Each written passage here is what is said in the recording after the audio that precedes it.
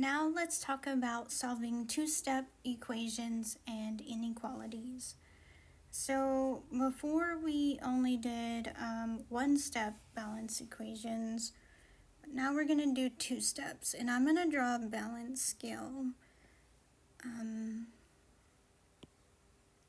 here to show that this is a two-step equation.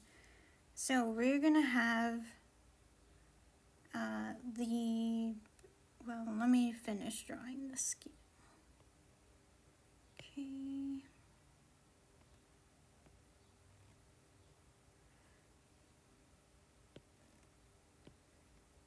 Okay, here's our scale, right? So our equation is going to be 4x plus 10 equals 70. Okay, so we're going to have, now let's do 2x. So we're going to have a block here, which is x, a block here, which is our other x, and another block, which is our 10, just showing that these are all on this side, and then our 70 block is on this side, right? So all of these things on this side of the equation are equal to the ones on the other. So we have two terms on this left side. Here's term 1 and term 2. So first we usually try to get this variable term, which is x, the letter, by itself. So what we do to one side, we do to the other. So we're going to subtract 10 on both sides, which will give us 2x equals 60. So now our balance goes to, let me hold this down. This is not how we do it. Okay, hang on. Okay, let's do this.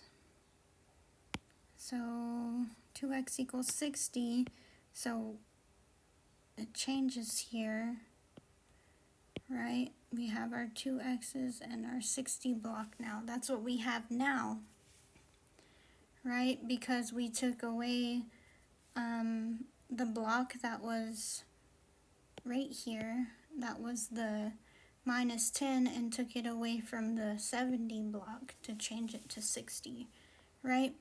So now what we can do is we can divide both sides by 2 or multiply by 1/2, and that's going to give us x equals 30. So whenever we get x by itself, that's going to change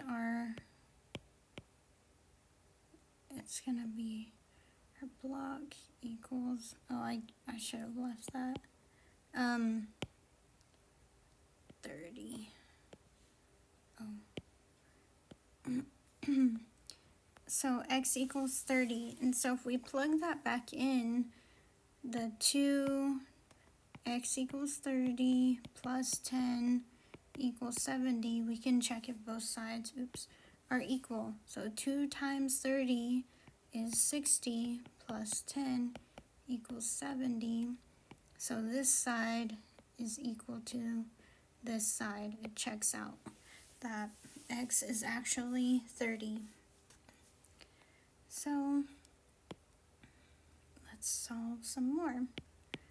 Okay, so solve and show all steps, which I usually do, but you should do that too. That way, if you're confused on where you messed up, you can go back and see your work and what you were thinking. and that helps teachers too find where your thinking might have been incorrect, or you might have got confused on something.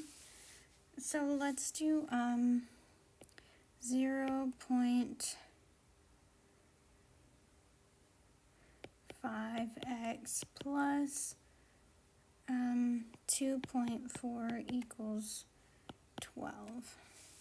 Okay. So what we do,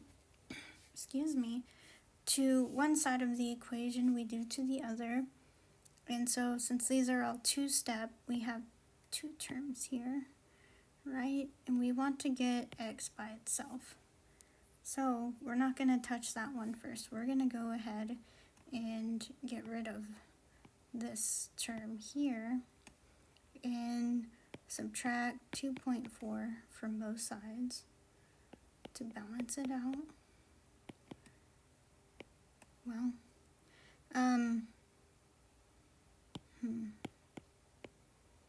so we'll have 0.5x equals 12 minus 2.4, which is going to be 9.6, I believe. But let me just check just to be safe, right? 9.6. That does not divide evenly. Let me, I don't think.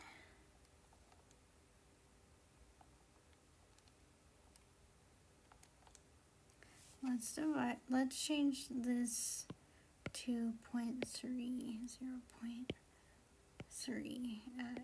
That way, okay, so the first step is still the same, but that way we can divide by our 0.3 on both sides to get x by itself, which is 32. Or you can do 0.3, right, divided by 9.6. That moves over, so that's just 3 into 96. Which 3 goes into 9 3 times.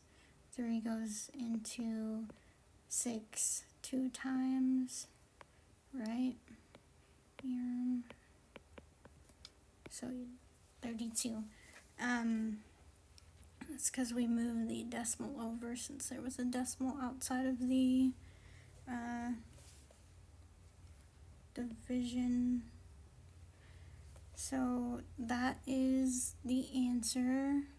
I know it's easy to get confused, some people might say, oh, I actually want to add that. I have done that, and that's okay, but that's why you want to write out your steps of what you're doing so you can see, like, oh, why did I add that when the original was an addition? So that's helpful to go back and look at those kinds of things. Or you can always plug in your answer. You can do, let's plug in 32 here. Oh, let's plug in 32 for x, because it's the same as saying x equals 32 and solve it. So it'll be 0.3 times 32 plus 2.4 equals 12, right? So 3 times 32, 0.3 times 32 is 9.6 plus 2.4. So I'm just doing this first answer plus this part. Our right side is still 12, which is 12. So 12.0 equals 12. They are the same. Our x checks out. You don't always have to go back and show that you checked your answer, but that's also helpful to make sure you got it right. But definitely show your work. That way, if you didn't get it right, you can go back and see why not. Okay, let's do another example. So let's do solve this equation and show all the steps. Okay, let's do negative 1/3 x minus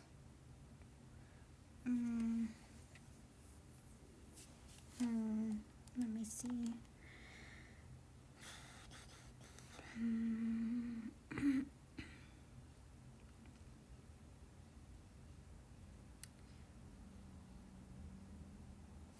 Let's do minus 1/2 equals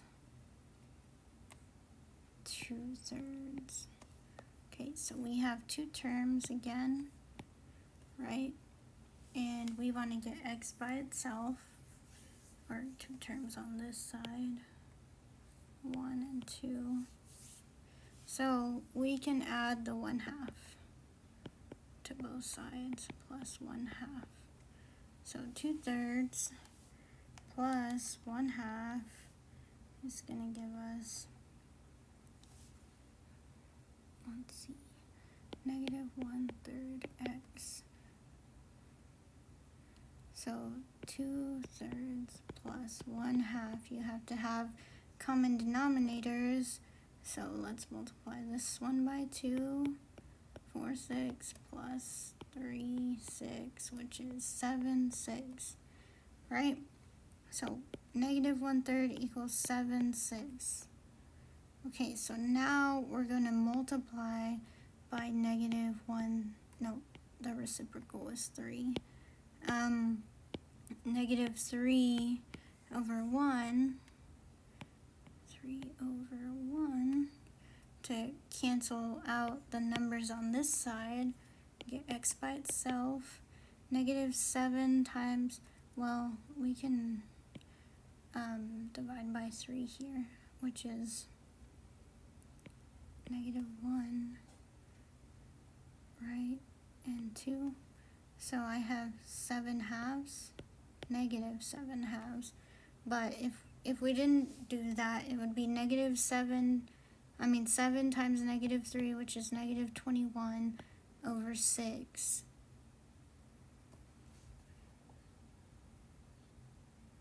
Which does divide by 3, right? 7 times 3 is 21. 2 times 3 is 6. Wait. Divided by 3. Hang on. 2 times 3 is 6, because these are both multiples of 3. Okay, so that's how we get negative 7/2. So that is our answer. But like I said, let's plug it back in. So our original is negative 1/3. X is our negative times 7/2. That was our x, and minus 1/2. And so that's the left side of the equation. We want to make sure that equals the right side, which is 2/3. Okay, so let's do our multiplication first, because that is order of operations. A negative times a negative is positive. So 7, 3 times 2 is 6, minus 1/2, equals 2/3. So to subtract, we also have to have common denominators. But we can do 7, 6 minus times 3. 3, 6, and we want to make sure that equals 2/3. So 7 minus 3 is 4. 6, which simplifies, divides by 2, right? We can take out a 2 from both sides. So 2/3 is equal to 2/3. So our answer checks out. That x was -7/2. Okay. So let's do another one. We want to solve this.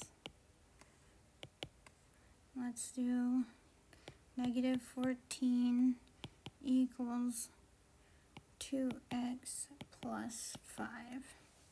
Okay, this time the x is on this side, but you know, if we have them on the trays of the balance scale, we can switch them if we want x to be on the left, but essentially it's the same thing either way.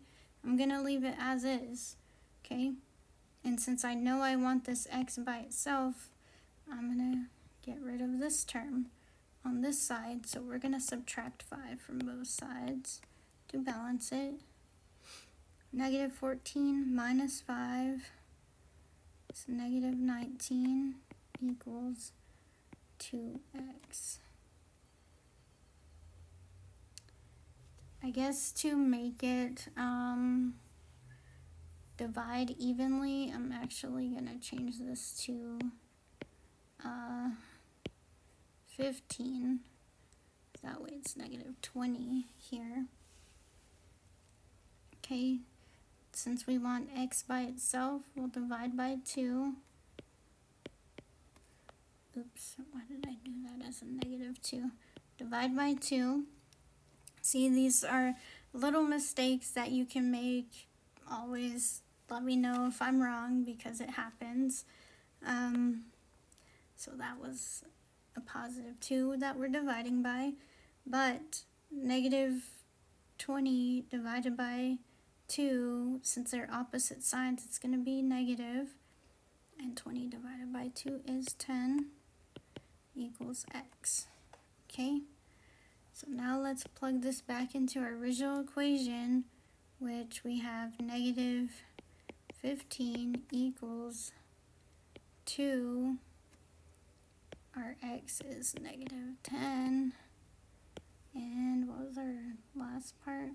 -15 equals 2x plus 5. Okay. So now we want to make sure that this side right here equals that -15. Okay, so 2 times -10, they're opposite signs, so it's negative. 2 times 10 is 20. Now we're gonna do plus 5. So on this side, it gives us, that then goes to -20 plus 5. They're opposite signs. -20 is bigger, so it's negative. And the difference between the two is 15. So -15 is equal to -15. Our answer was correct. Had I divided by -2, that would have made my 10 positive, which would have gave me 20 plus 5, and -15 is not 25. So then I would have been wrong. But that's why we show our work, so we can check our answers. Now, we can also graph the inequalities if there are two terms. And for now, we're going to do it if the variable term is positive. Okay? So we want to get the variable by itself. So let's go ahead and do an example. So let's solve this inequality. Inequality and graph on the number line. Right? So let's do 4x minus 10 is greater than or equal to 2. Okay? So there's two terms here again, and we want to get x by itself still, even for the inequality. So what we do to one side, we do to the other. We want to get rid of that 10, so we'll take the opposite sign and do it to both sides of the equation to balance that. So now we're going to have 4x is greater than or equal to 12. So then here we can divide by 4 to get x by itself. And the answer is going to be x is greater than or equal to 3. Okay, we can check that answer by plugging in a number that's bigger than or equal to 3 back into the equation. So since 3 is one of the answers, let's go ahead and do 3 as one of our x checks as our answer. So 4 times 3 is 12, minus 10 is greater than or equal to 2. 12 minus 10 is 2, which technically is equal to 2, so the answer checks out. And it's any number greater than, so now let's do a number greater than 3. Let's do 5. 4 times 5 minus 10 is greater than or equal to 2. 4 times 5 is 20. So on this first one, we could have actually we were checking the 3 being equal. So replacing those with, equal signs would make that true. On this one, we are checking if it's greater than 2, because we already checked 3 as x being equal to 3, or you can still leave it as greater than or equal to, but 4 times 5 is 20, minus 10 is greater than 2. 20 minus 10 is 10, which is greater than or equal to 2, so that checks out. So our answer is right. And so now we can graph that on the number line. So our answer, I'm not going to draw it straight. So here's 0, here's our negatives, right? And goes negative infinity. Okay. So here's 1, here's 2, our answer is 3, and since it's equal to it, it includes it, so it's a closed circle, right? And then it's any number bigger than that, so it's an array that goes that way, because it includes all of these numbers going up to infinity. That's all I have for this lesson. Let me know if you have any questions.